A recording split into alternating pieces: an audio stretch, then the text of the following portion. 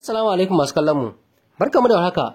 Barkamu da sake kasancewa da ku a cikin shafin labaran mu na yau da kullum.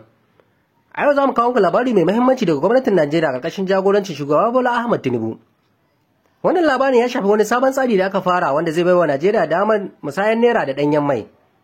Wannan shirin zai fara aiki ne daga ranar Talata mai zuwa. A cewar rahotanni, kwamitin da shugaba Tinubu ya kafa don kula da wannan shiri ya sanar da cewa tsarin zai fara aiki nan da kwanaki kaɗan.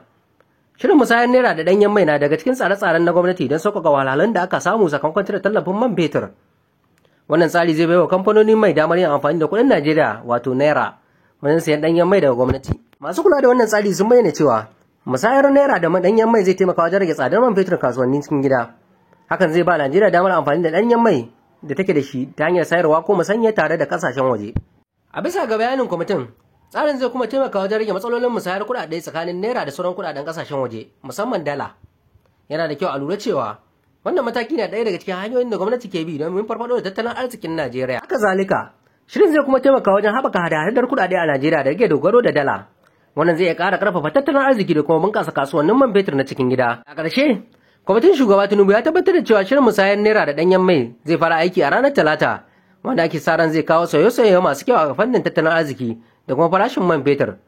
Masu kallon mu ci gaba da sa ido dangane yadda wannan tsari zai taimaka wajen rage raɗaɗin hauhawar farashin mai.